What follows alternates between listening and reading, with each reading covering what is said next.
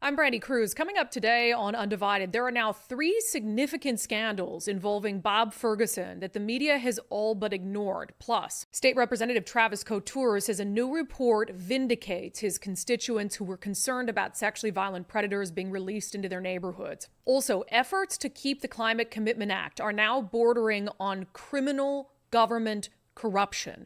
That and more coming up today on Undivided. Remember, you can support our show for just $5 a month by signing up at undividedpod.com.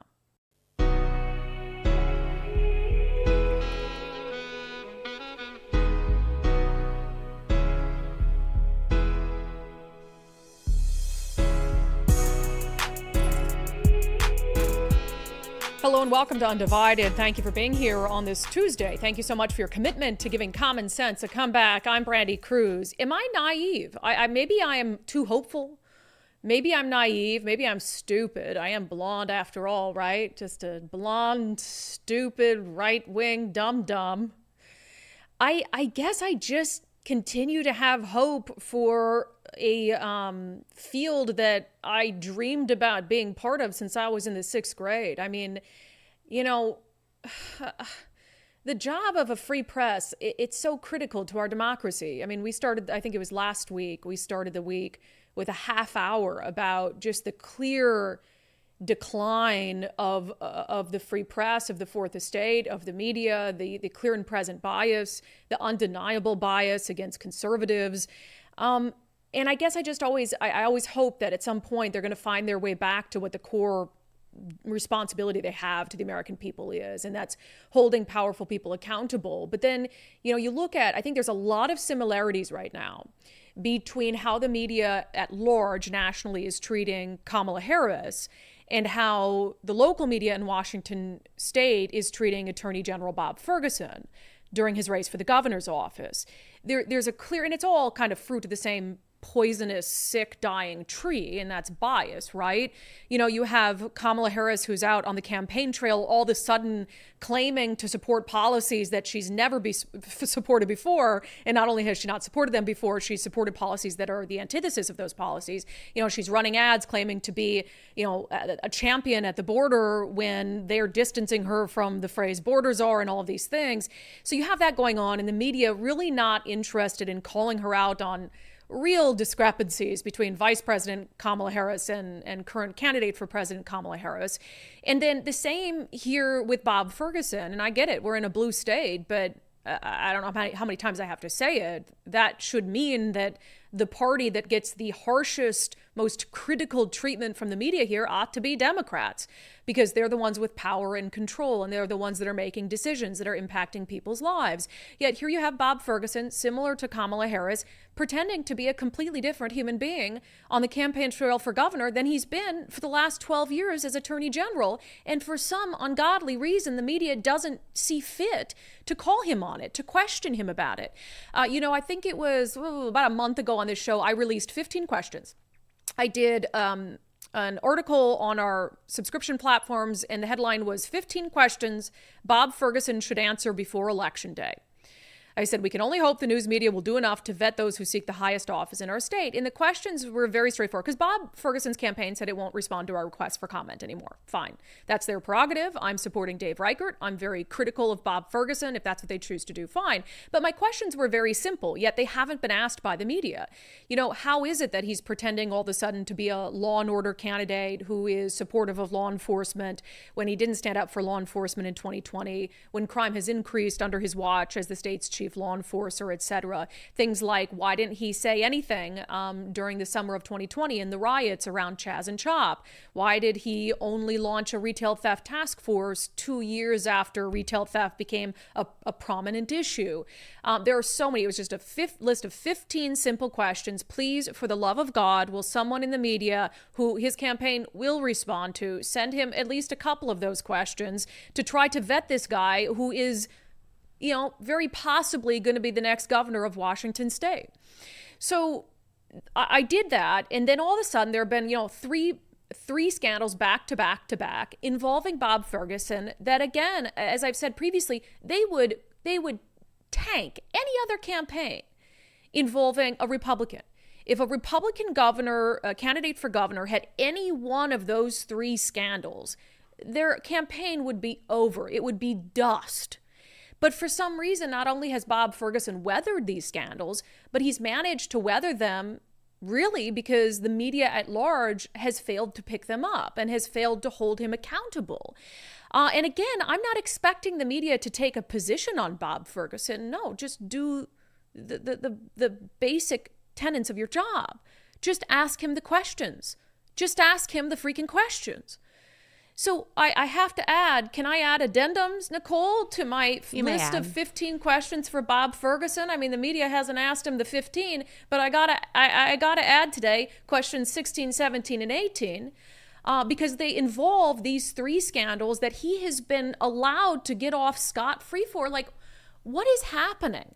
I don't understand what's happening. I mean, I do, but it's shocking.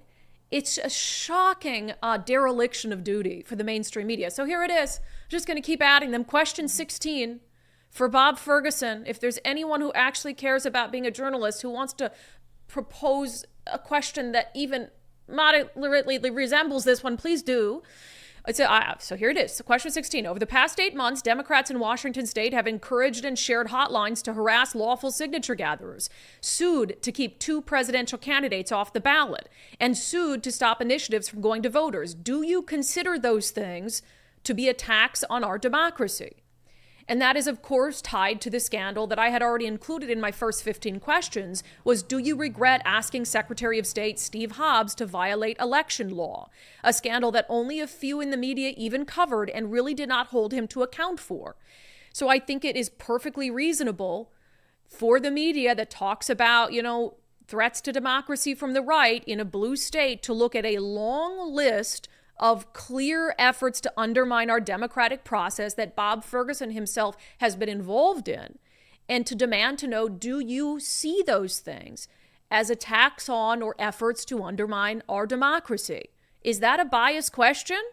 Is that an unfair question? I don't think so. You let me know. Let's move on to question 17, the second scandal he has seemingly just been able to weather because the media just does not care about it. You have listed multiple people and entities that your office informed of a lawsuit against Let's Go Washington initiatives. Yet you did not inform Let's Go Washington or the initiative sponsor, Jim Walsh, of the lawsuit directly. Why? Bob Ferguson was on the defensive last week, putting out all these posts on X saying, well, I let some lawyers know about it at a convention. We briefed certain members of legislative staff about it. Hell, we the dockets for the case are public record. But you'll notice nowhere in that word vomit soup of efforts to explain all the people he did tell did he say that he had told Let's Go Washington or Jim Walsh. Why did he not tell them? Is that a biased question? Is that an unfair question? Is this an issue that should be completely ignored by the media? I don't think so. And finally, my third addendum, question 18, to questions the media needs to ask Bob Ferguson, please God, before the election comes. During your campaign, you have bragged repeatedly about protecting communities from sexually violent predators. Yet, according to the Seattle Times, releases of SVPs off McNeil Island have accelerated during your time as Attorney General. How do you explain the inconsistency between your campaign claims and the data? That is absolutely a question he should be asked by every major media outlet in town. And you might say of that one, well, that's based on Seattle Times reporting, Brandi. So the Seattle Times did this report. We talked about it at length on the show yesterday. The Seattle Times did do a report. The headline, Walk and Find Hundreds for Sexual Violence. Then it quietly began releasing them. And yeah, they did a great report digging into data showing 1 in 4 people quietly released off McNeil Island while Bob Ferguson says he's protecting your communities from them, that they went out and committed new law violations. The state doesn't even track their behavior. 1 in 7 committed new serious violent law violations. Meanwhile, Bob Ferguson's on the campaign trail like, hey, I'm protecting your communities from sexually violent predators. So yeah, the Times did the story, but as I noted on the show yesterday, the one thing they didn't mention in the entire story is Bob Ferguson. The one thing they didn't mention in the entire story is that the guy who for the last 12 years has been Attorney General, the office tasked with keeping violent predators on McNeil Island if they pose a threat to the community, that guy in the last few weeks has been bragging that he's doing just that, while our own reporting shows he hasn't. So they did the story, but they didn't do anything in the story to ask Bob Ferguson about his recent claims on the campaign trail, to make him square his claims with the truth and the data that they uncovered. So again, they're just letting him off the hook. So we now have 3 scandals that would have sunk a Republican candidate's for governor's campaign. We have the attacks on democracy from Democrats, including Bob Ferguson himself, who publicly demanded that the Secretary of State break election law. That is not coming from me or a Republican or Dave Reichert. That's coming from Steve Hobbs, the Democratic Secretary of State, who was shocked that Bob Ferguson would ask him to do that. So that's scandal 1, that he weathered without a problem. Scandal 2, he didn't want to be seen as defending the big bad initiatives before the primary election because those initiatives aren't popular with the far left voters that he needed. And so he kept it secret from Let's Go Washington. He kept it secret from Jim Walsh, the sponsor of those initiatives. And the media has not seen fit to ask him why. And if they're not willing to ask that, the media has not seen fit to ask him why he thinks it's appropriate to defend a lawsuit that is brought about by one of his major campaign donors against initiatives that he doesn't support personally. So there were a lot of avenues the media could have gone to ask a question about that scandal. But nope, let's just ignore it. And then again, we bring it to the 3rd scandal, which I think is the most nefarious of them all, because it's sick and twisted to pretend on the campaign trail that you're protecting these communities from rapists and from pedophiles when in reality, your office is doing the exact opposite. They're letting them go at an alarming rate. There's more of these sexually violent predators that have been released now under Bob Ferguson than remain on McNeil Island in the first place. And they don't even track them to see about, the guy who got off McNeil Island, went to Maryland and attacked a 74-year-old woman while she was sleeping in her bed. And he has the audacity to lie. And then go back a year and a half ago, as we opened the show yesterday, and you look at the communities that have been raising holy hell for the last year and a half about these sexually violent predators being placed in their backyards. And no one, including Bob Ferguson, gave them the freaking time of day. But now that he wants to be governor, he's like, I care about protecting you from pedophiles and rapists. No, you freaking don't. You don't. And it kills me that the Seattle Times went 90% of the way there, did all this work. They started this story a year ago, did all this work, but didn't do the last 10%, the most important 10% of that job, and say, hey, Bob Ferguson, why are you lying to people about this?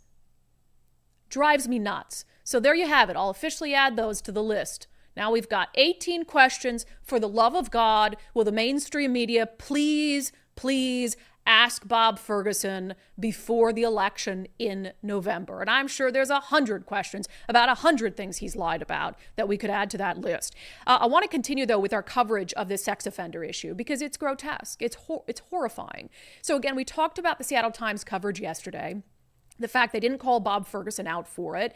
But, yesterday on the show, we spoke with Sarah Fox, who is one of the Tenino parents that successfully fought back against a less restrictive facility that would have housed these sexually violent predators in the future. They were able to stop it. No thanks to Governor Inslee. No thanks to Bob Ferguson. But one of the advocates and the champions that they did have in their corner was State Representative Travis Couture, a Republican from Allen. He and State Representative Dan Griffey, also a Republican, they fought side by side with these parents.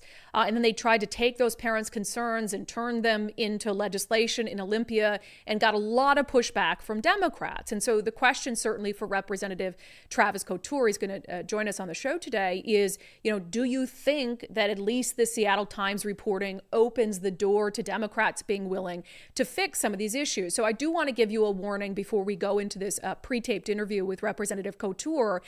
Some of what we talk about is graphic. I made a similar warning on the show yesterday. When you're talking about sexually violent predators and some of the horrific crimes they've committed, I think it's important to detail it.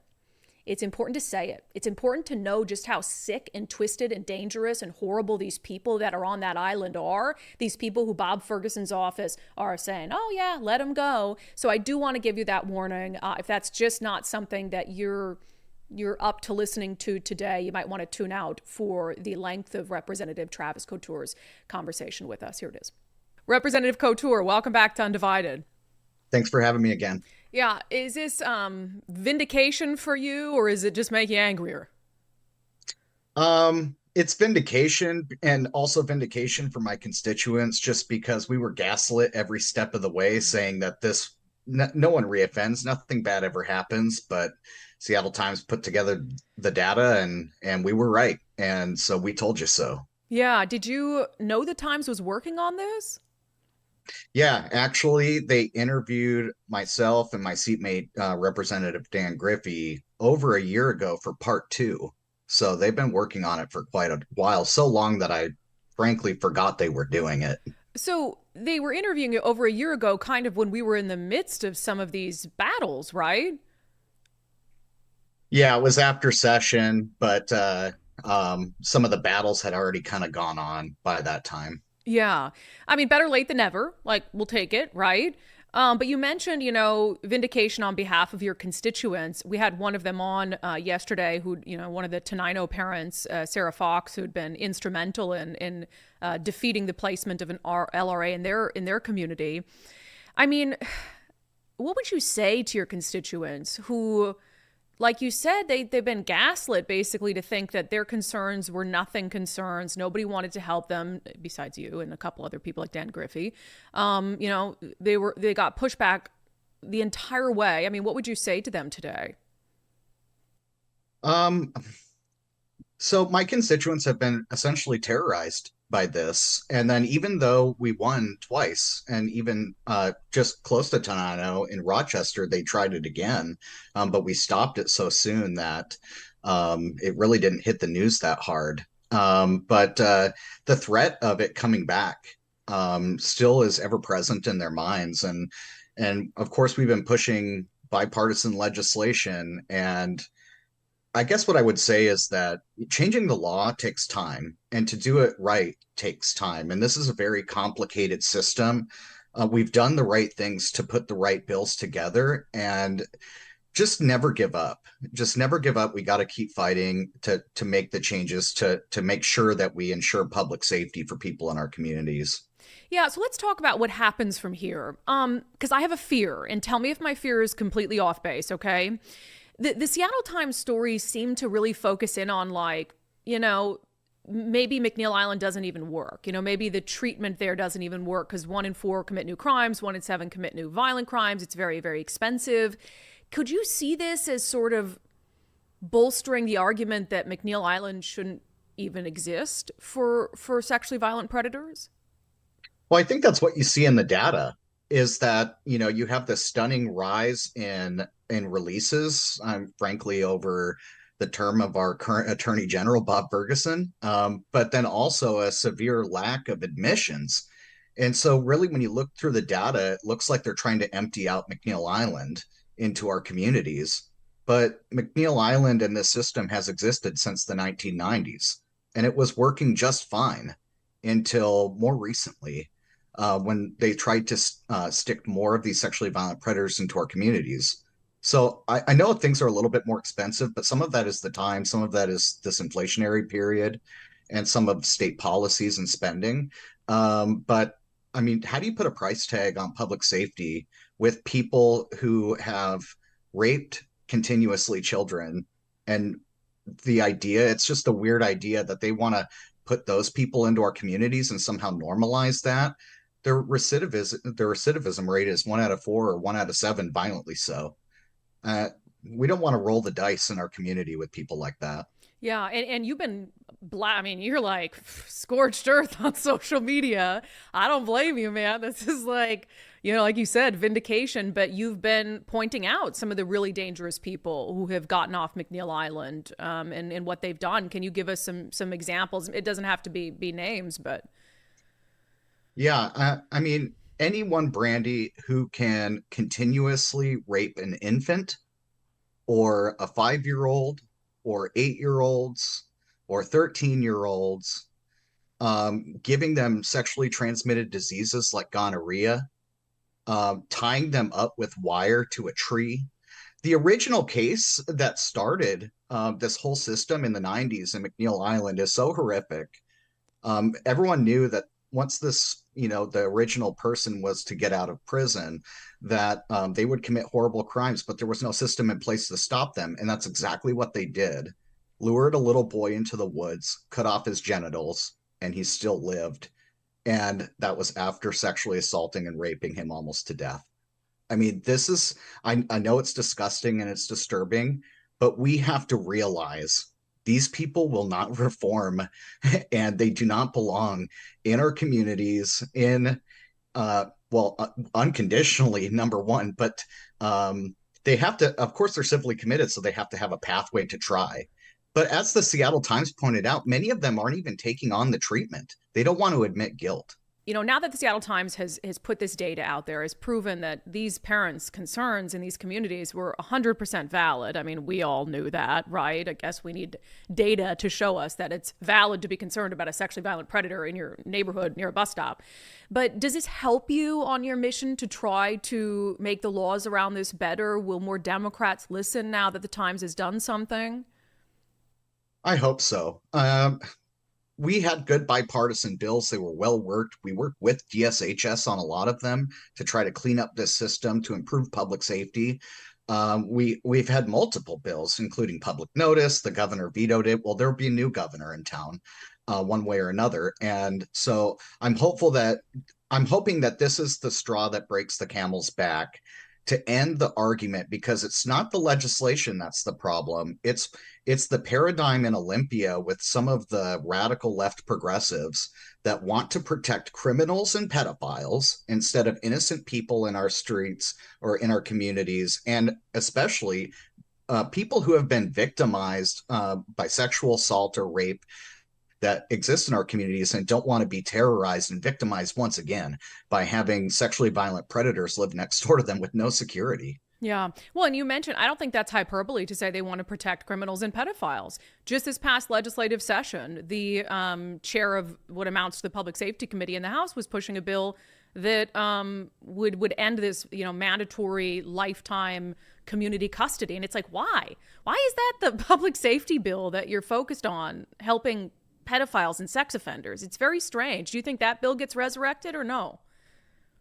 Yeah, I don't know. I guess we'll see. But I mean, I even had a bill that would close a loophole for supervision credits for SVPs that are in the LRAs. Yep. And Representative Simmons turned around the next day after the hearing and dropped a competing bill to end supervision for SVPs. I mean, that's obviously the opposite direction when you're looking at a 1 in 4 reoffense. We had bills to add, we had an amendment to a state ID card bill to add a sexually violent predator designation to the state ID card, because now every sexually violent predator has a state ID card.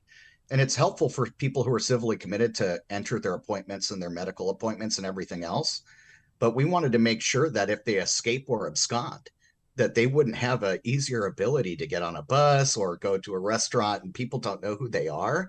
I mean, even Keith DeVos, the leader at the Special Commitment Center, even said, "Hey, these people could be at a restaurant next to me and my kids, Yeah. and that makes me uncomfortable." Yeah. I want to end with this because you mentioned, one way or the other, we're going to have a new governor this coming legislative session. But there's a big difference between the two people who that could be. And I'm not asking you to take a political position on it. But this Seattle Times article, for as grateful as I am that they did the digging and got the data, not one mention of Bob Ferguson. Not one mention of the man who's the attorney general, the office tasked with trying to keep these predators on that island. Someone who has been campaigning in recent weeks by saying he is protecting communities from violent predators. What do you make of the fact that the Times did all this work but didn't mention his name once? Yeah, the first thought I have is, well, obviously that's typical. As a conservative, that's how I feel like I've been abused by the Seattle Times my entire life. But at the same time, I think that there's a lot of people, even some people who endorse Bob Ferguson, who are afraid of him, who are afraid of how vindictive and petty he is. And I think the media, in turn, also fears losing access with Democrats and with Bob Ferguson. And I think they feared that with Jay Inslee as well, but more so with Bob because of the way he acts over the last 12 years as Attorney General. And it is his job to keep us safe, to defend the people in court, to make sure that sexually violent predators who should not be released remain on McNeil Island. Yeah. And he's either A, failed to do that miserably, or B, has failed on purpose. And whichever one you pick, it's the numbers, even though they didn't mention him, the numbers really show how much he's failed in that arena. Yeah, it can't be both ways. You can't be bragging in your election for governor that you're protecting communities from sexually violent predators and then have the data that shows the exact opposite. I mean, obviously, I trust what the Seattle Times has put out more than I trust Bob Ferguson at this point. But, well, Travis Couture, I mean, you know, you stuck with those parents and your constituents longer than anybody, you and Rep. Dan Griffey, and you believed them when a lot of powers that be didn't take them seriously and didn't take their concerns seriously. So, you know, you're owed a debt of gratitude, I think, for actually doing what a public servant is supposed to do. And we'll see if this changes the landscape of this debate. Yep, it's their voice. I'm just their bullhorn to make sure it's heard. So we appreciate Representative Travis Couture, again, his diligent commitment to his constituents on this issue. And I know he's going to try, again, like hell, this legislative session to get people to understand that these people were put on an island for a reason. And look, I believe in constitutional rights. I do believe you have to have a path off lifetime civil commitment because these are individuals who are, remember, they already served their prison sentence. Then they're civilly committed because they were deemed irredeemable. You have to have a path if you can be redeemed, you know, medically speaking, off the island. This is the United States of America. And that might be unpopular, but that's the reality. And if you're going to just give the government carte blanche to lock someone on an island and throw away the key, that same government is going to take away a lot of your other constitutional rights and freedoms, etc. But when you have an Attorney General, Bob Ferguson, who is bragging on the campaign trail that he protects these communities from these sexually violent predators when he knows damn well the rate at which they're being released from McNeil Island, it's so insanely dishonest. It's so insanely disappointing that the media just says, not a big deal. We're not going to cover that. And it leaves the rest of us with common sense and a brain wondering, what do we do? What do we do if they can lie and get away with it and twist the truth? And when we complain, they treat us like we're crazy and that there's not really a safety concern or a risk. And then the media, it doesn't have our back. What do you do? I mean, I can only imagine. At least I have a show where I can come on and I can vent about all this stuff and talk about how stupid it is and how dangerous it is and how awful it is. I feel bad for you guys. Where are you venting? I guess on social media. But it's insanely frustrating. And again, I would just... oh my gosh, I would beg my friends in the media, my former colleagues in the media, really sit and think for a second about these three scandals that we've detailed on this show. And look, again, I have my opinion. I don't like Bob Ferguson. I don't want him to be the next governor. I think he's a very dangerous man. But you can look at these through a nonpartisan, unbiased lens and realize that in any universe, this is a legitimate news story and things that the voters deserve to have answers to. So I'm sorry, but do your damn jobs. I have yet to go scorched earth on the local media. I've been very critical. I don't think you want to see what my scorched earth looks like. I'll just keep that in my back pocket for now. But this has been incredibly, incredibly disappointing. I would say I'm not mad, I'm just disappointed. But I am both mad and disappointed. So get it together, for the love of God. All right, protecting your retirement is more critical than ever. We have so much going on globally, nationally, in the middle of this wild election cycle. Zach Abraham and his team at Bulwark Capital specialize in managing risks. You only get one retirement. You do not want to put it in unnecessary, needless risk. I mean, risk is always part of the equation, right?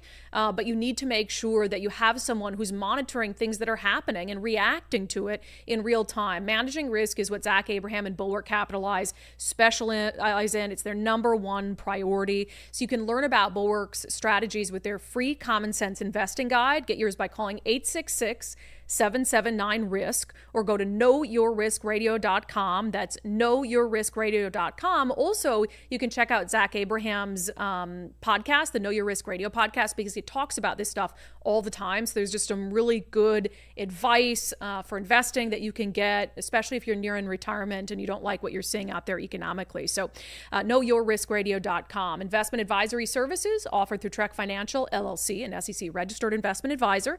Investments involve risk and are not guaranteed. Past performance doesn't guarantee future results. Trek 24244. Go to knowyourriskradio.com. All right. On the show yesterday, we played a little clip of Kamala Harris's, big economic recovery plan, which I thought the economy was doing good. Didn't President Biden in his speech at the DNC last night brag about how strong the economy is? So it's kind of weird, isn't it, that Kamala Harris feels like she needs to put out this big, bold plan to fix inflation and the economy and all these things that Joe Biden says are just humming right along. So that's odd. But I want to remind you of specifically her plan to bring down the cost of housing. Here's the clip we played on the show yesterday.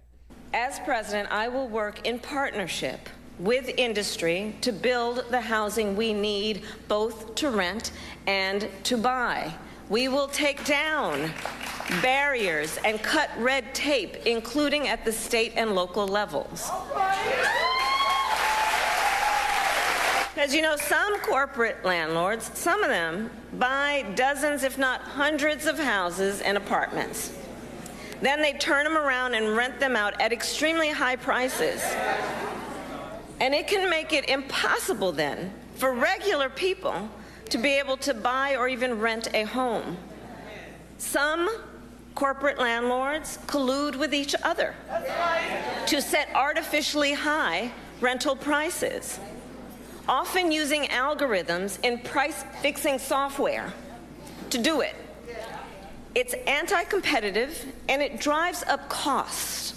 I will fight for a law that cracks down on these practices. So in addition, while we work on the housing shortage, my administration will provide first-time home buyers with $25,000 to help with the down payment on a new home. So look, okay, a lot of those issues are things that matter in Washington state. It's difficult for families to afford to buy a home, rents are really high, et cetera. So let's have a conversation about it, right? But does anything she said make sense? Can you put it into practice? What would happen if you just handed out $25,000 to first-time home buyers? And is what she's saying there truthful about what's happening with landlords? So we decided to ask the expert today, Sean Flynn with the Rental Housing Association of Washington. All right, Sean, a lot to unpack there, but I think you're the man for the job. So let's start with this assertion that you've got like some significant number of landlords that are out there price fixing and artificially increasing rents. I mean, do you deny that that happens? Well, I mean, I can tell you my own membership doesn't participate in any of that because, to be frank, my membership owns, onesie twosies, right? We have no algorithm. The way we figure out pricing is we look at what the unit across the street is renting for, and that's our sophisticated market analysis. Okay, I don't think that at least for the local housing market that we've seen much of an effect of what I call the attack of the clones. Right, it's like these bots that are pushing rents up. I think that there's far more evidence, both in practice from what I see in my day to day, and also just living in the state of Washington, is that rent and housing prices are high because we don't have enough housing. Yeah. And that's one thing that I think Vice President Harris and I agree on, is that we need more supply. So she talks there, and we talked, I think, on the show last week about this very issue, where you have political candidates who are saying, we're going to build X number of new homes or units in the next 5 years, and it's sort of just a number they throw out there. She says she wants to work with states and municipalities to bring down like regulations, to deregulate. So that sounds promising, but what would that look like, you think? Yeah, honestly, I don't know, because not all of it, but most of the regulations around building housing is at a state level. So I'm not sure what the federal government's going to do about that. States and local municipalities are the largest driver of expense in terms of regulation, right? There's a reason why it costs $700,000 to build a home in Seattle, because, and it's not just the price of land. A lot of it is the regulatory burden. I mean, recently I got a quote for a detached additional dwelling unit for $450,000. Stop. Yeah. Stop. Where? Yeah. In Seattle. Oh my gosh. Yeah. That's wild. It's wild. I mean, and that's on my own house. That's, I mean, not to overshare my own personal things, but like that's, this is what it costs to build the thing. And a lot of that was we have in the bid, there's a whole line item for a person to walk us through the regulatory and permitting process. Yeah. That's not a great way to get affordable housing. If you build it at 400, and that's when I own the land, this is my backyard, right? I'm not having to acquire the lot. I'm already living there. And so it's the local regulation is tough. And on top of that, everything costs money, right? Building is a function of labor, lumber, and land, right? And we've seen inflation in the last 4 years dramatically drive up those costs. I mean, everything is more expensive. You don't have to be an economist to figure that out. Our average person sees that all the time. And from groceries and all the way to the cost of services and things that run housing. So housing's is not excluded from these inflationary pressures. Let me ask you about the first-time home buyers gift that she wants to give them, $25,000 to help with a down payment. How does it strike you? I don't think it's the down payment that is hurting first-time home buyers. It's the interest rate. If the federal government wants to reinvigorate the housing market, bringing interest rates back down to a reasonable level would really do more. Because most of us don't think about our housing in terms of what our house costs to buy in cash, because most of us can't buy our house in cash, right? We think about it as a monthly payment. It's your mortgage payment. And the best way to do that from the federal government would, in my opinion, would not be handing out $25,000 checks, but instead work to bring that interest rate down. She needs to tame inflation before she starts handing out $25,000 checks. Yeah, so like a lot of things, I mean, it sounds nice, right? I want the cost of housing to come down. I want a working class family, with 2 jobs to be able to afford a house here. But you can't just say, okay, well, let's give somebody $25,000 to help buy a house. Well, that doesn't bring the cost of buying a house down. And then you have other people who won't qualify for that who also are having trouble buying a house.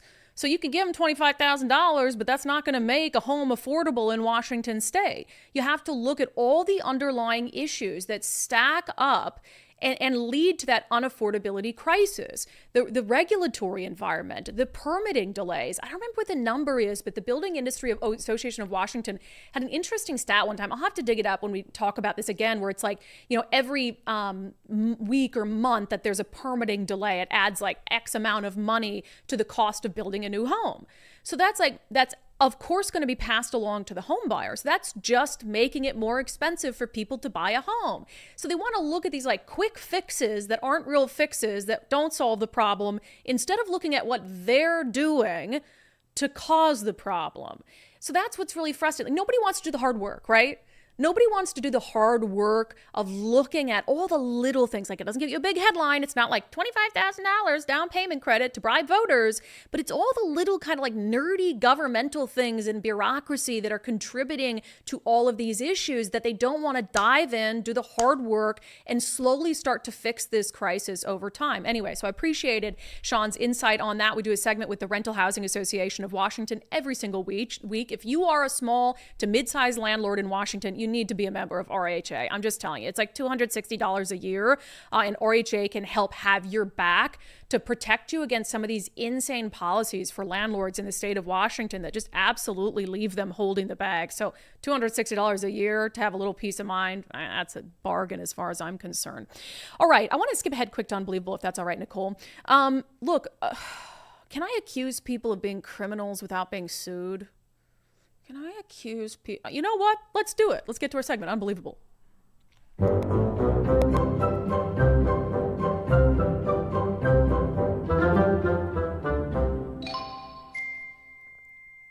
Sorry, I was swallowing my coffee, and so I couldn't boop at the right time. Okay, so we've been talking about this bribe, right, that Governor Jay Inslee manifested out of nothing to bribe people with their own money as a way to try to convince voters not to repeal the Climate Commitment Act in November. But we are going to repeal the Climate Commitment Act. I mean, that's how I'm voting. That's how Nicole's voting. We're voting yes. We're paying less on all of the initiatives, and one of them being the initiative that will stop the carbon trading program that is known as the Climate Commitment Act. My bare bones reason for that is they lied about it. They continue to lie about it. And call me crazy, but as a citizen, I don't want the government to lie to me about anything. And if they lied to me about a policy that's impacting my life every single day, then I don't think they deserve to keep that policy.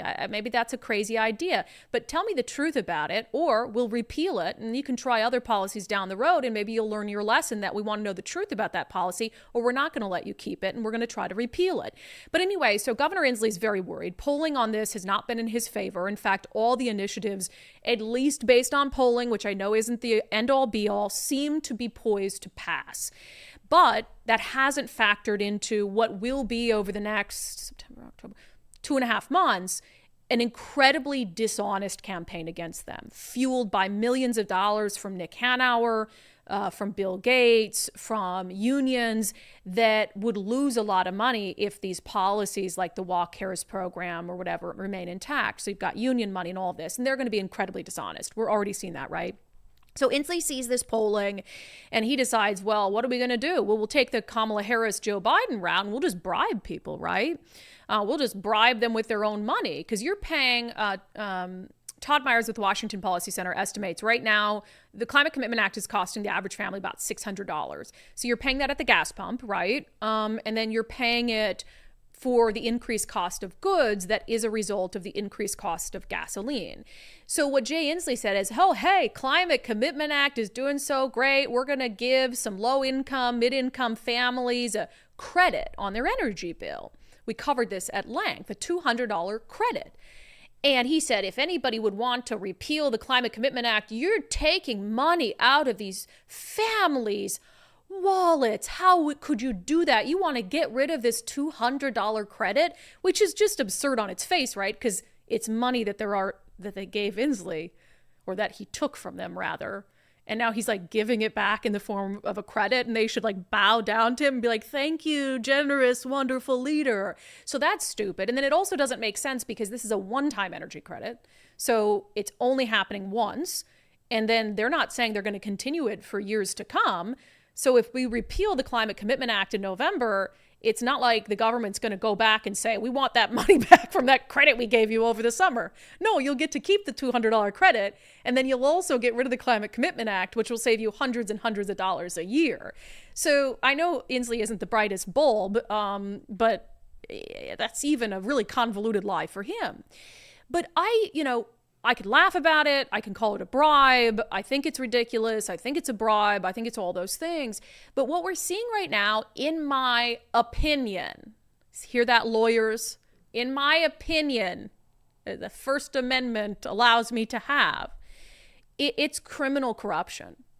What we're seeing right now, in my opinion, rises to criminal levels of collusion and corruption.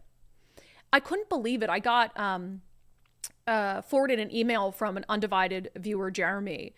And even though he already qualified for the $200 credit, right, and had already been notified of that, there'd already been this PSC exchange, they're continuing to send these follow-up emails. And this one was a doozy because check it out. So it says, you should have received a $200 credit on your PSC electric bill from the Washington Families Clean Energy Credits Grant Program funded by the Climate Commitment Act. This program uses revenue to help you on your electric bill while the state uses the funds to promote a cleaner environment. Doesn't that sound pleasant? And then it actually has the CCA logo at the bottom of it, funded by Washington's Climate Commitment Act. That is manipulation to a level that should be unacceptable for any citizen.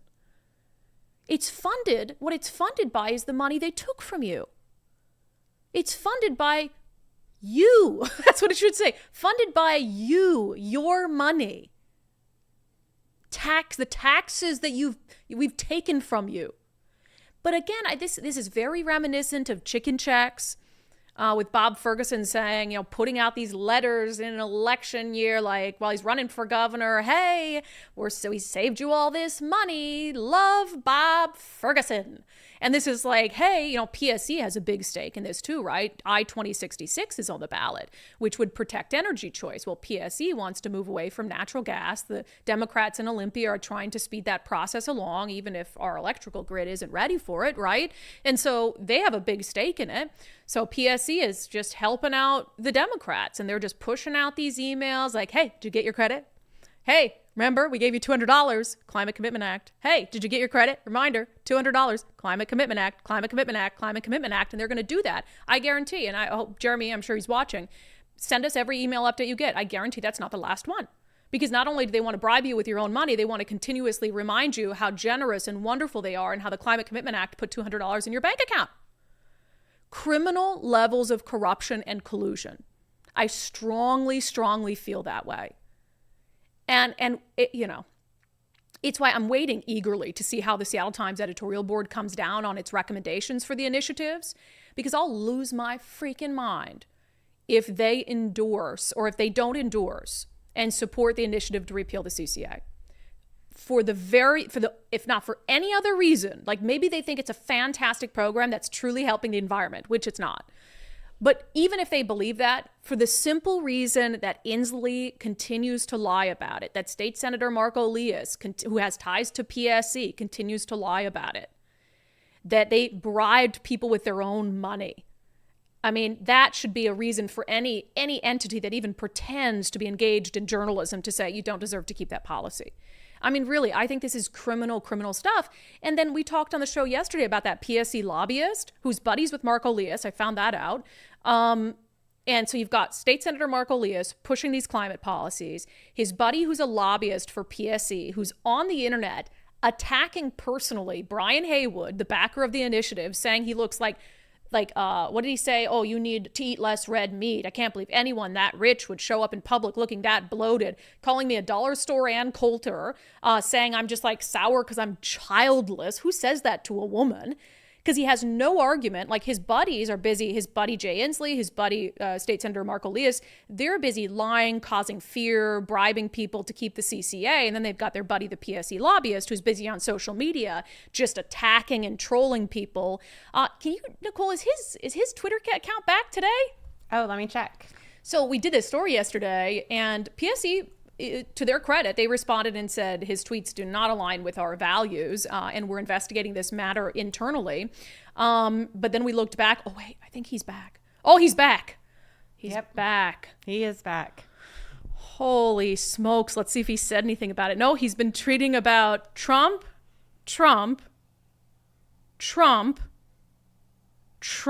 Got it. Did he say? Sorry, I've got to look because now this is new. Nope. No, he hasn't mentioned it. Interesting. And he still follows me. Wow, bold, Robert. Let's see how that works out. Something tells me PSC just gave him a slap on the wrist because they really like what he's doing. Probably because they want natural gas to be banned, right? And so they're like, hey, keep it up. Keep your attacks up. It's just insane. Criminal levels of corruption and conspiracy. It is absolutely wild, wild stuff. Okay, what are we talking about right now? All right, we're going to get to... Did we have a double dose of Unbelievable today? No, we didn't. Okay, we're going to get to national news. Sorry, I was mixed up. We're going to get to national news coming up next. But first, happening this weekend, it's grand opening phase 2 at Natchez RV Resort. If you've got an RV, or even if you're thinking about getting one, like, where do we park this thing? We want a home away from home. May I recommend Natchez RV Resort? This place is world-class.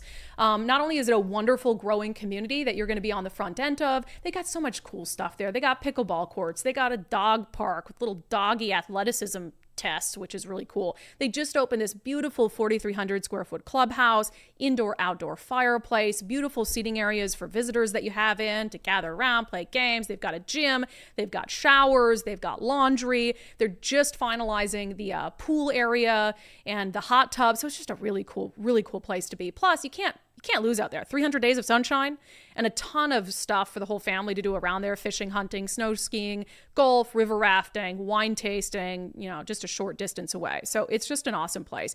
Don't miss out on phase 2 grand opening pricing, August 24th and 25th this weekend, with 18 extra large RV lots starting from just $79,900. And keep in mind, if you're like, well, $79,900, I could park my RV, but how much use will we get out of it? They have a program where they can rent out the space for you when you're not using it, so you can make some of that money back. So natcheseRVresort.com, natcheseRVresort.com. And as I always say, if you do buy a lot, the only requirement is we're invited out there at least once a year to pay you a visit. All right, a couple national stories. Of course, the DNC kicked off yesterday. Nicole and I had a disagreement this morning because I didn't think Biden's speech was that bad. Like, it was very shouty. I think this was his like swan song, right? I mean, I think it was typical Biden. I didn't think it was but good by any means. Well, good, yeah, it's a sliding scale. And on the sliding scale, he's done much worse. I'm talking about cognitively.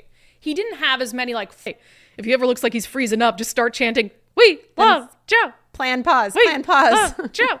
But I think he came across as, God, people are going to eviscerate me, but kind of like strong and passionate, a little unhinged. I get it. Like his yelly thing is weird. And he told a bunch of lies. Like he keeps repeating that lie that Donald Trump said they were very fine neo-Nazis or whatever, which is like long since debunked.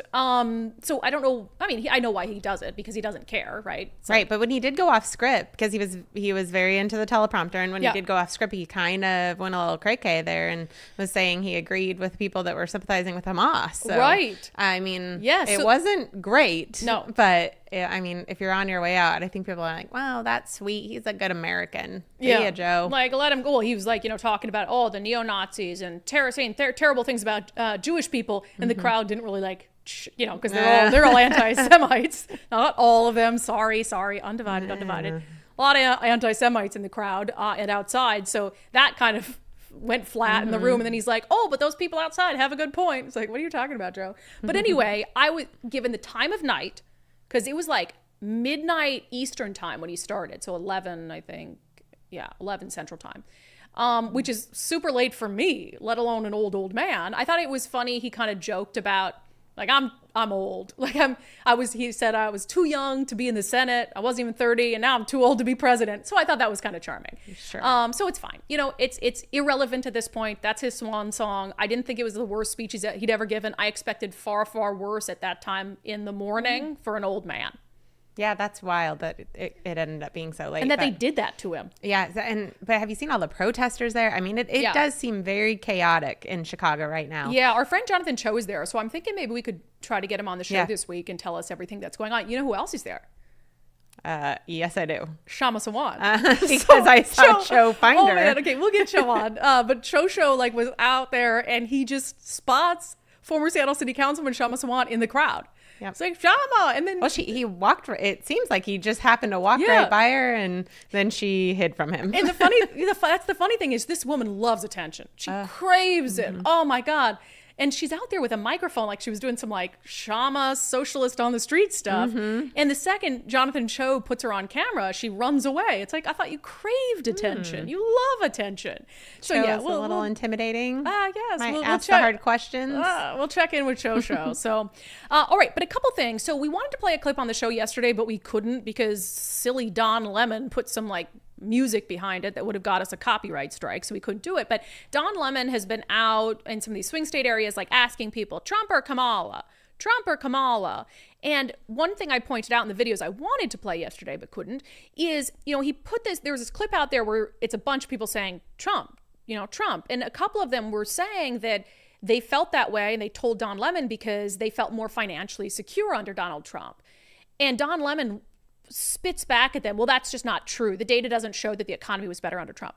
And so it was just mind-boggling to me. Like, here you have this multi-millionaire who has the audacity to look an average American in the face and tell them, you're not hurting as bad economically as you think you are. The data doesn't suggest that.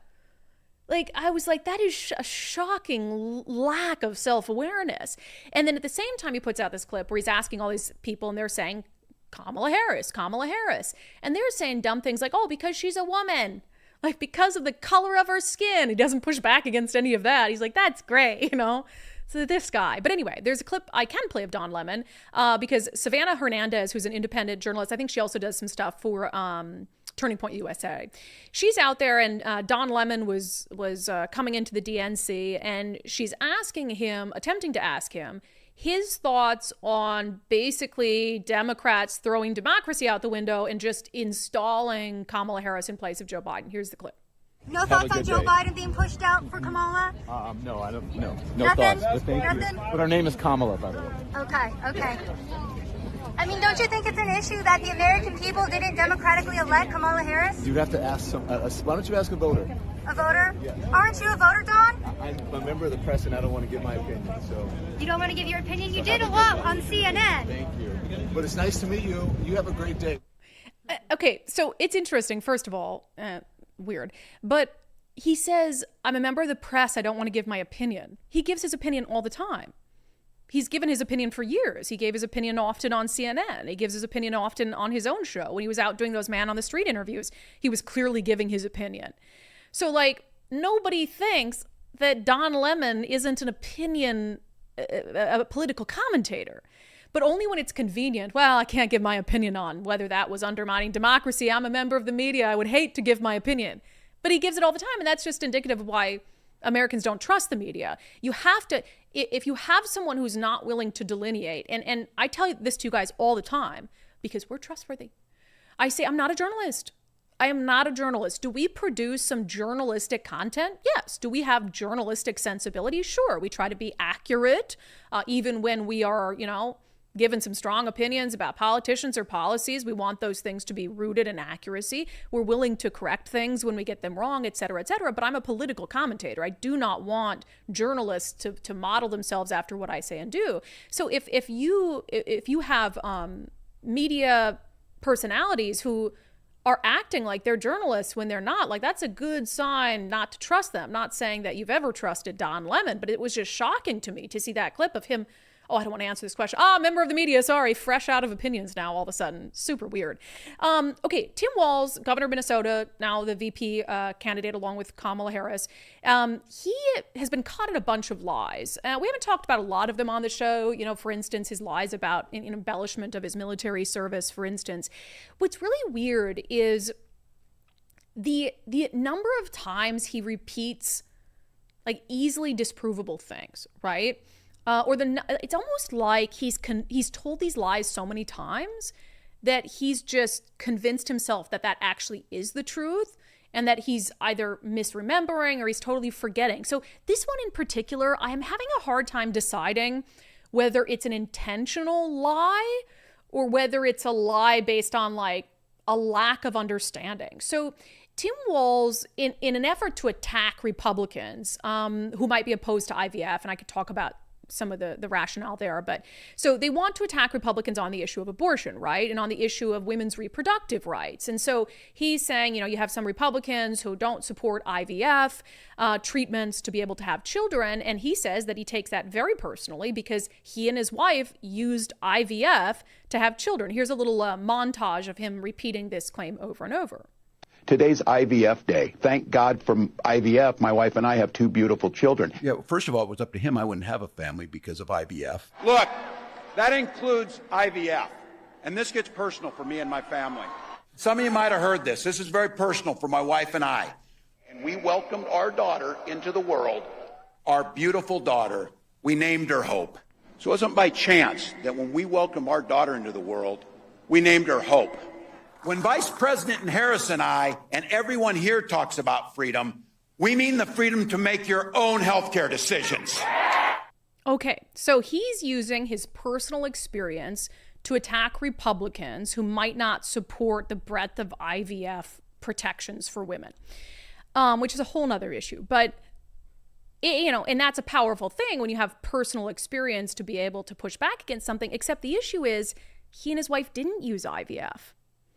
And his own wife said that and had to correct her husband, who's been saying this for years. This is from CNN. Gwen Walz reveals she underwent a different treatment, not IVF, in new details about fertility struggles. It says Minnesota First Lady Gwen Walz clarified in a statement to CNN that she did not use in vitro fertilization to conceive, sharing new details about her and Governor Tim Walz's fertility struggles as the governor has heightened their experience with infertility on the campaign trail. In her statement, Gwen Walz said they used a different fertility treatment, intrauterine insemination.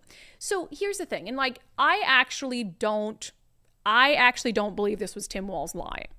I'm just going to go out there on a limb and say this was a dude, a husband, who didn't understand the procedure that his wife used to be able to conceive and like misremembered it. Nicole, do you think that's fair? Am I giving maybe him the benefit originally? of the doubt? I think we're past that now. I think he's been told many times that's not what you did, and he's going with it because it fits that. I mean, that's multiple speeches that we put together, and he's just going with the story. I think the test would be whether he continues to do it even after his wife told CNN that's not what she did, right? Because the issue here is you're using it to paint Republicans as extremists on women's reproductive rights, but you clearly don't even understand the issue enough to be talking about it. So that's kind of where it comes down for me, whether it's an intentional lie or not. Clearly, you don't understand the issue enough to be talking about it on the campaign trail because you keep misstating the procedure your own wife went through.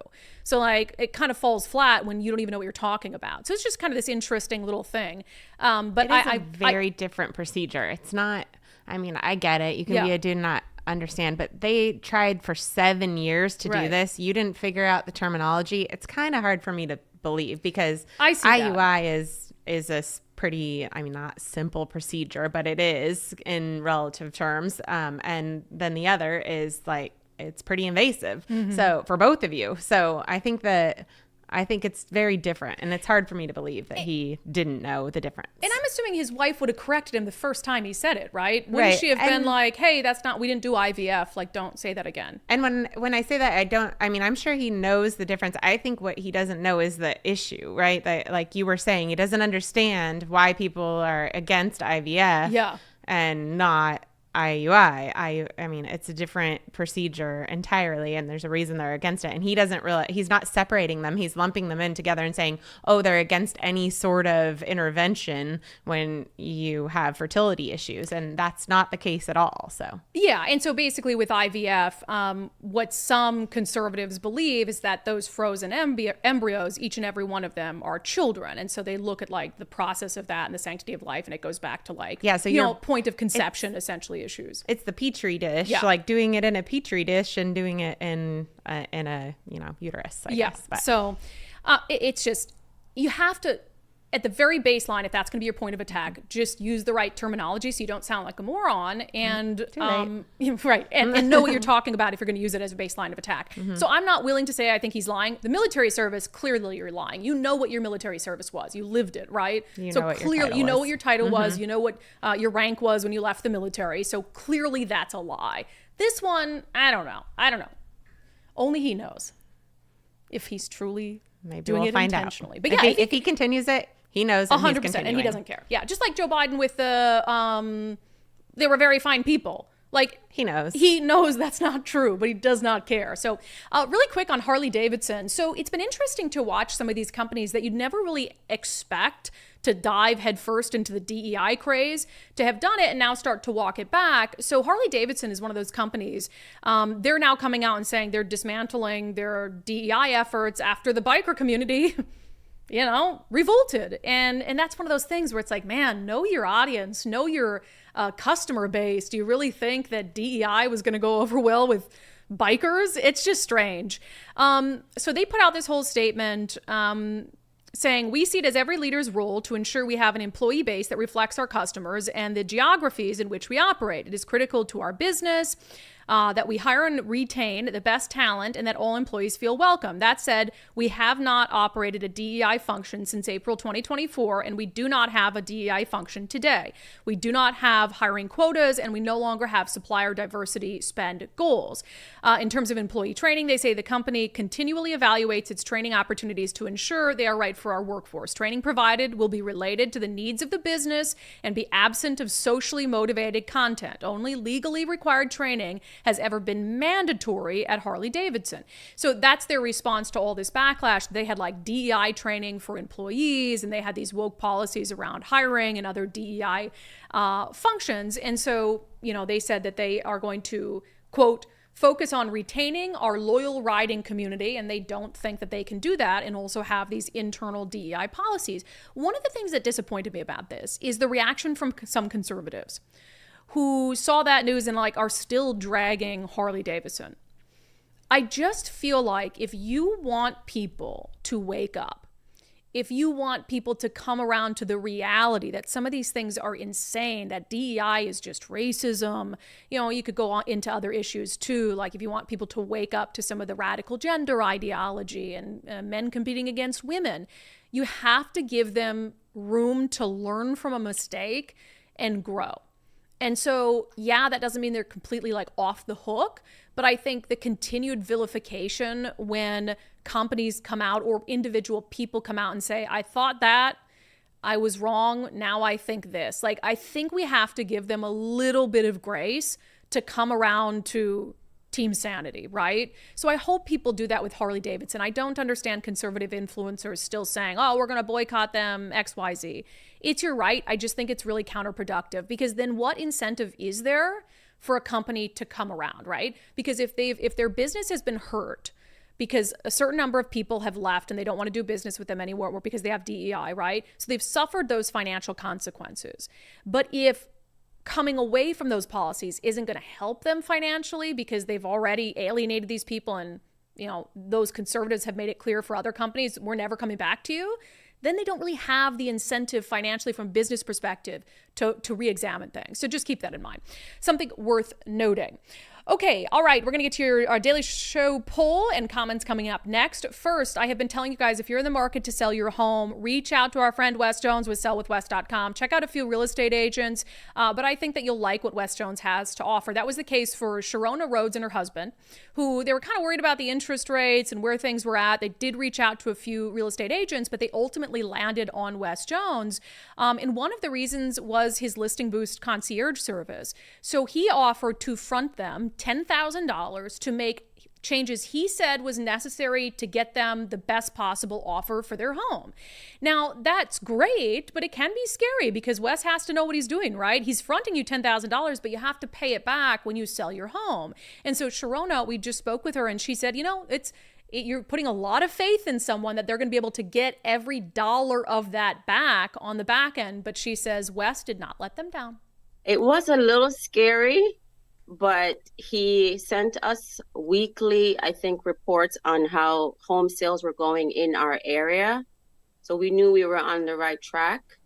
And so, my husband and I are not big on debt. Good. But, we had to be in debt to get the things done that we needed done. So it was just a lot of praying, like, Lord, just please let this happen. And then trusting that Wes knew exactly what he was talking about. And he would come through in the end, which he did. Yeah, so they were able to sell their home over list price. They were able to totally compensate for that $10,000 that went in at the front end, and it sold in just 6 days. So that's the Sell with Wes difference. Sellwithwes.com, sellwithwes.com, a better way to sell your home. All right, let's get into our daily subscriber show poll. Why was my voice so deep there? And like I smoked a pack of cigarettes Cracked a little today. bit there, yeah. I am proud to say, for all you children listening, that I have never smoked a cigarette in my entire life. And that is true. Not even a puff. Although, gosh, should I admit something that's really disgusting that'll make people think less of me? Oh, no. Now I kind of have well, to, right? you have to now, otherwise they're thinking the worst. One time in high school, you gotta understand, I grew up in the country. I grew up in the Midwest. I grew up in the boonies. I've never smoked a cigarette, but I did put some of that Ew. in a little packet right there, like this. And it was super cool. And it was, I would never do it again. Did you puke? I didn't puke, but it wasn't enjoyable. Yeah. I really gave in to some peer pressure. Wow. So don't think less of me, but I've never had a cigarette before. I don't know what the point is. You have is. a smoking father. That was my trick to never smoking a day in my life. Me too. Yeah, I had to pick up his little cigarette butts. Yeah. But he paid me like $0.05 a piece to take them out of the lava rock in front of our house into a cup so my mom didn't lose her mind. Anyway, hope you guys still love me. But I tell you everything, See, there's nothing I don't tell you. All right, I asked you guys in our daily subscriber show poll talking about these Bob Ferguson scandals, the 3 of them that have been essentially ignored by the media. Which Ferguson scandal do you most wish the media would dedicate coverage to? His request that the Secretary of State break election law, keeping a lawsuit against the initiatives quiet, or his role in the quiet release of sex offenders? Let's see what's happening we'll start on Patreon today. Let's see, on Patreon, 51% say his role in the release of sex offenders is what they would most like to see the media hold him accountable for. Although a lot of people are saying all of the above. You guys, that's not an option. That's like my first 4 comments on Patreon. All of the above, all of the above, all of the above, all of the above. Let me see. I mean, obviously all of the above, but I'm just saying, like, you know, we can't ask too much of them. Let's just say there's one that they cover. David Sprinkle, not fighting to keep sex offenders away from our kids demonstrates the worst of the worst in Bob. He is the chief law enforcement officer, darn it. And that's so true. And that's why I say it is the most, like, disgusting lie he's told. To tell these communities, oh, I'm protecting you from these pedophiles and from these sex offenders and rapists, when he knows damn well he's not. That is a pretty disgusting lie. And it's an easy lie for the media to now call him on. Those other 2 stories, they're a little more complex. Like, I'm not trying to talk down to anyone in the media, but I worked in TV and I know that complexity and context and in-depth reporting is challenging to accomplish on television. Let's just say that. So some of those other scandals, it's like maybe they're wondering, like, how do we tell a compelling story on TV? The sex offender thing is easy. That's a very easy, compelling, important story to tell. Let me see here. Tara McIntosh, I can't choose just one. They're all substantial. You guys, you know the drill by now. You can't choose something that's not on there. So let's see what's happening over on Locals and see if they're letting me down today. No, but they almost the exact same. 50% on Locals say his role in the release of sex offenders. Let me see. Baddie Joe Fam 5 says, I would like to see how many people are actually watching the local news still. Is there a year-over-year ratings we can see this trend? So we can see this trend. I can't believe how much information that is out there that people are still believing what's thrusted in their face. Let me see. Wagon Urkel says his demand of Hobbs to push the envelope on election law goes straight to the character or lack thereof of A.G. Ferguson. I think this is a criticism comment. Esiquam Videri says it's hard to keep the docket quiet, and then post a link to the court document on this initiative lawsuit. And so I don't know if you're defending Bob Ferguson there, but one of his arguments has been, well, the court dockets are public. But my retort to that is, you expect people to be casually perusing court dockets to find out about something? Members of the media don't even do that. And I'll tell you, private citizens aren't doing that either. One more. Kristen Ireland. I wish our candy-ass news outlets would quit pandering to Bob and talk about all 3 stories. What do we got to do to get the real news around here? Besides you, of course. I don't even watch the news anymore because they are talking about what some a-hole said on his Facebook feed about an issue. That's not news. That's a slightly different version of interviewing the man on the street. So true. You obviously know how news operates. But that's also a good point. Like, a lot of the media, they're getting their stories like, oh, what came out on Twitter today? What came out on Facebook today? You know, what did a politician say or a candidate say? It's like, that's fine. You can make a graphic of that and put it up on TV. I want to hear from them. But I could also just look at X and I could just see it for myself. So I think the news isn't really doing fundamentally what it's supposed to do in adding depth and context to these issues. Like I'm saying, like the Seattle Times, yes, they did a good story on the sex offenders. But if you're an average reader to the Seattle Times who doesn't consume a lot of other news, or at least news from different perspectives, you wouldn't tie that to Bob Ferguson at all. You wouldn't tie it to Bob Ferguson. You wouldn't know about what he said on X about protecting communities from sex offenders, because they're not spelling it out for you. And very few voters are actively looking at these dynamics and understanding the ties and spending time stewing on all of that stuff. So it's just really disappointing and angering and all of those things. All right. Sergeant Pickles with a $5 super chat from yesterday that we just happened to miss. I'm so sorry. It was so nice to see you on Saturday at Freedom Fest. Argentina gets rid of rent controls, availability skyrockets, and rents drop. Kamala, I'm going to bring in price controls. Yeah, she can't learn from what any other places have done. Oh, and he said, good to see you both. Yes, it was very good to see you and your son at Freedom Fest. Krista M., happy Tuesday, celebrating another trip around the sun and 13 years of marriage today. So wait, it's your birthday? You know what that means. That's why I'm not on camera yet. Happy birthday to you. Happy birthday to you. higher register there. Happy birthday, dear Krista. I can't even get her name from you. Okay. Oh, sorry. Krista M. Happy birthday to you.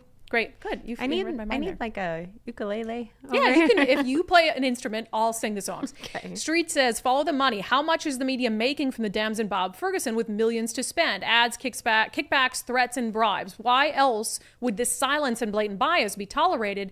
Is this a possibility, Brandi? Well, I do know Bob Ferguson wants to give tax breaks and has pushed the tax breaks for legacy media outlets. Now, whether that explains like this sharp shift from the Seattle Times editorial board where all of a sudden they think Bob Ferguson would make a great governor. I don't know. Laziness is part of it. Bias is part of it. Lack of curiosity or interest in holding people accountable is part of it. But with the Seattle Times on this, I really struggle with it because if I give them the benefit of the doubt, my thought process is maybe they're like, okay, we don't want this to be a political story. We're going to do a follow-up, but we just want this to be the numbers so people know what's going on, and then we'll ask candidates about it next. Maybe. There's some times where we do a story one day, like the sex offender story. We could have had Travis Couture on yesterday, but we wanted to do the story for a few days and try to keep it in the freaking news cycle so that other media outlets pick it up. So we had Sarah Fox on yesterday. We had Travis Couture on today. We'll probably do another follow-up on it tomorrow. So hopefully the Times does a follow-up. But I just think there's no excuse for not mentioning him at all, given his recent comments on this very issue that are completely contrary to the facts of the story. And I do think that one is the most important just because it is your safety. And these are people that they will continue to let out. So asking to break the law, yes, it's ridiculous. But hopefully there's always somebody like Steve Hobbs there to say, I'm not breaking the law for you. But when it comes to sex offenders, I mean, that's his office. It's his office. And I mean, you're just going to have more power in the AG office to allow these people on the street. Yeah, and the other two, they're bad. Don't get me wrong, they're bad. But he has left himself plausible deniability. Like with the initiative, was he legally required to tell them of the lawsuit? No. Should he have? Yes. And that shows he's shady. With the asking Secretary of State Steve Hobbs to break election law, the plausible deniability there is that he was facing this unprecedented situation from the right with two other Bobs, and he doesn't believe that it was a violation of election law because there is a WAC, a state code that people like Steve Hobbs can go to that allows Steve Hobbs to take necessary measures to try to protect basically the sanctity of the ballot. But Steve Hobbs' argument is, well, state law supersedes WAC. So what you're asking me to do is a violation of state law. So, but Bob could also, like I'm saying, plausible deniability, and it's more of a complex situation. This one's straightforward. You said you were doing something you're not doing. You lied about it. Here's the proof you're lying about it. Right. Media do a story. Right. Or, it's just wild. This is happening. Here's the Seattle Times story. This is happening. Whose fault is it? Right. Oh, that guy. Yeah, even if it's not regarding the lie, just to be able to assign blame for that story. Yeah, and they put like the Attorney General's office, that Attorney General's office appeared once in the story. And it had to do with the Attorney General's office and the Department of Social and Health Services deeming this sexually violent predator had been successfully treated. And then he went to Maryland and he attacked this 74-year-old old lady in her bed. Not old lady. 74 is not really old these days. I think my mom's on. 74-year-old lovely woman. Older lady. Yes, in her bed. And that's just horrifying. Sorry. Absolutely horrifying. And so that's the mention there, but no mention of like, hey, the Attorney General's office has the responsibility to determine if they're going to fight back. Because like I said earlier, you have a constitutional right not to be trapped on an island for the rest of your life, even if you committed a heinous crime. That's the reality of being an American. But what happens is when they petition for release, the Attorney General's office gets to decide how hard are we going to fight this. Right. And if we think there's still a danger, we're going to fight it tooth and nail and we'll probably win. Or are we just going to say, yeah, you're good? Well, and again, that specific case, and the Seattle Times does point this out, that they were told, don't do that. This guy is showing signs of regression. This guy is not cooperating. Don't do that. So instead of listening to the people that have contact with this guy on a regular basis, they were like, no, we want to see him out. Yeah. So, or just indifferent. But like, and I feel like that's another pattern that he has, not listening to other people, just making a decision based on what his hopes and dreams. Hopes and dreams. All right, some comments on Kamala Harris's plan to like fix the housing market, if you can call it that. Fix. Nightwolf, we will make housing even more out of reach. Bidenomics, it's working. Kenneth Rausch, Brandi, it's called communism. My dad told me many years ago, communism will take over America and a shot will never be fired. That's where we are heading, and the media is all but government run. Egamorph 2, $25,000 is ridiculous too. It's like giving a new mother one box of diapers and saying, here you go, you're all set, now vote for me. Very true.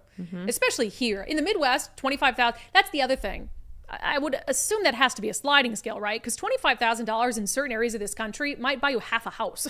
So, you know, I mean, like, and $25,000 here is a fraction of what you would need to make a meaningful down payment for a house. So she keeps saying 25,000, but like we would have to be talking about a sliding scale here. I mean, the whole idea is stupid, but like, let's, you know, nitpick stupid. Kim Taylor, quit wasting taxpayers' money equals lower property taxes and lower rent. Yeah. Kyle Dorsey, our first mortgage was well above current highest rates, but was affordable because the base price was low. Yeah, it was a fixer. You can't ignore the ridiculous cost of homes as part of the equation. Yeah, and that's what we're saying. You have to, it's not as simple. Throwing $25,000 at it will not make that house less expensive. It will not make that house less expensive. Chris Ferguson. You want to tell us something, Chris? You have a friend in politics or a family member, Chris? Chris Ferguson. What's wrong with She wants to work with states, but hasn't bothered to do so at all in the 3.75 years as VP. Why should anyone believe her now? Yeah. Chris That's Ferguson, true. I mean, huh? Highly suspicious. It's so unfeasible that, you know, it's just buying votes. It's lying to the voters just to, you know, buy votes. Here, I'll give you $25K. I mean, she'll be like, I'll work the courts it out wouldn't later. let us do that. No. Speaking of Chris Ferguson, if that's your real name, did you see my post the other day of the car that was behind me and then I got behind it? Not intentionally, but then it passed me. I did see that. It had a license plate that said AG1. And I was like, oh, suspicious. But wasn't it from a different state? Yeah, I'm not being, it was so funny because some people, I said, well, I guess I'm being followed. And some people thought I was serious. Like, well, it's in front of you, so how is it following you? And then it said, they were like, I don't know, it seems weird he'd have Indiana plates. And I'm like, people, it was a joke. I didn't actually think the Attorney General's office was out in a van with plates that said AG1 from Indiana following me around. And if he was following you, he wouldn't have let you get behind him. Correct. That would be some bad detective work.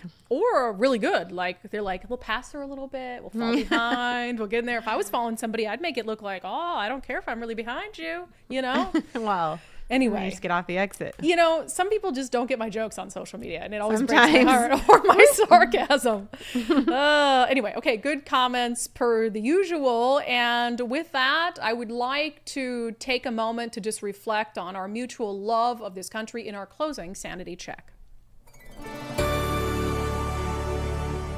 All right, a meeting of women at the DNC began as most meetings should, with a singing of the national anthem, and it was a glorious moment for this wonderful nation of ours. By the dawn's early light, what so proudly we hailed at the twilight's last gleaming, whose broad strides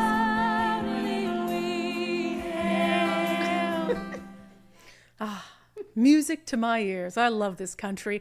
That has been our sanity check for today. That has been today's episode of Undivided.